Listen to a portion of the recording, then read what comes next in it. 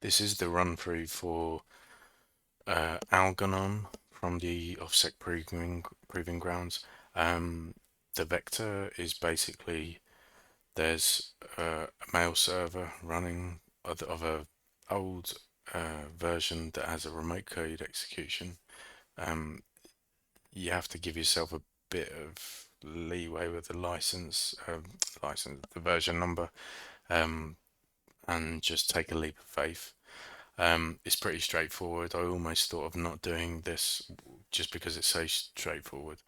And I think the takeaway is still check out what any included blobs are in your exploits that you're taking off the internet.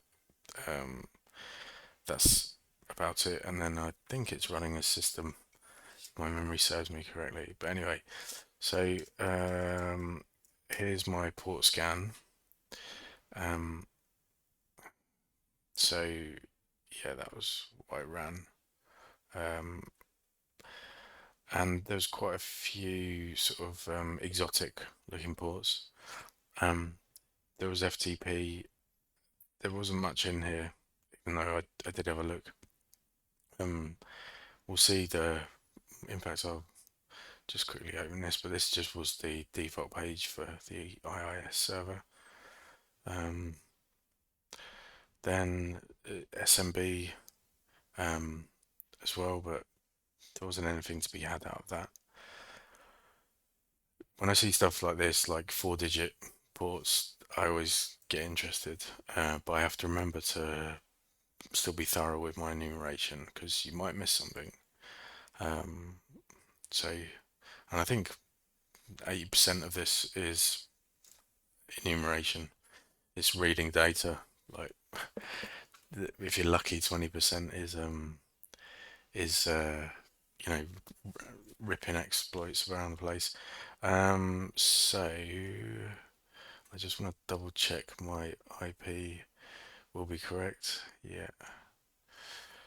So 192.168. Wait. 127.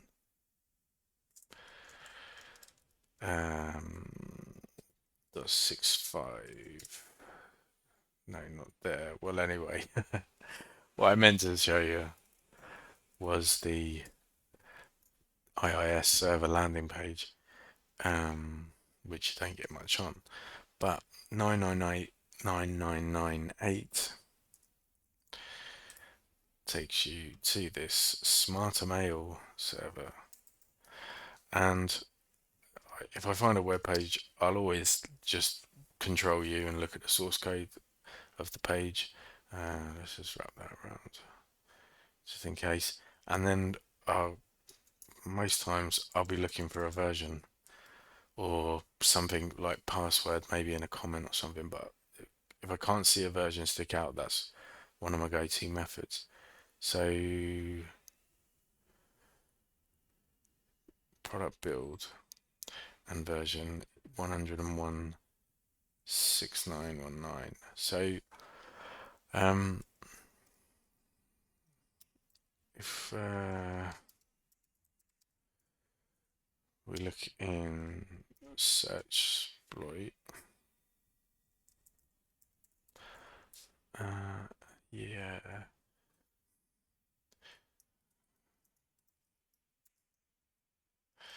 So 6919. It's not quite there, but I was like, well, that's 6985. That's pretty close. So 49216. I wonder if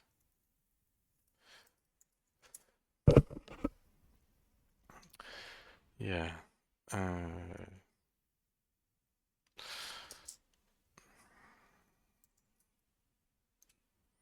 So this exploit gives us remote code execution, written in Python 3. We got this big blob of stuff, so I'm just going to copy that, and I'm going to delete this,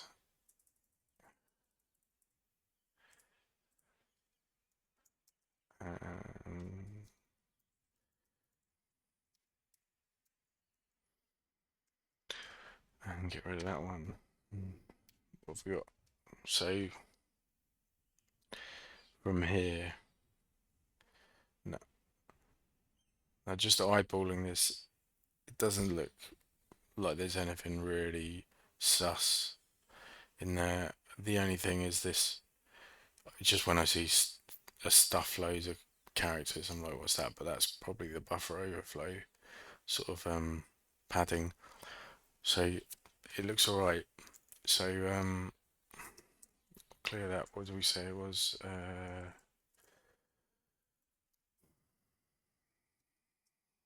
Mirror and 49216. Okay.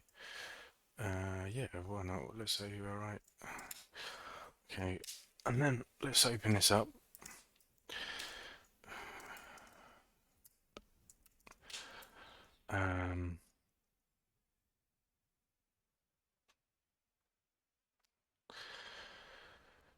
So we just have to change our host, which, yeah, so this is the target and 17001 and then local host. So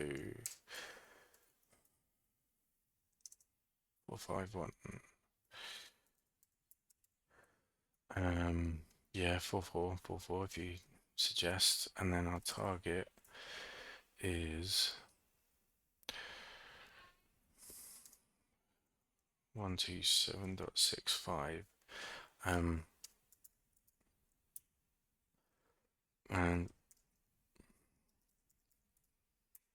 just to show you that that port was open for remoting, so it's all looked good. And then open another terminal with a listener on 4444, which is the default here. Zoom in, just move that down there.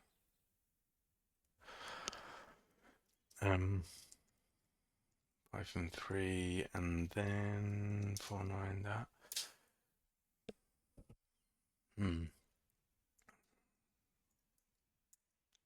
Oh, there you go. It did come in the end anyway. Yep. Who am I? System.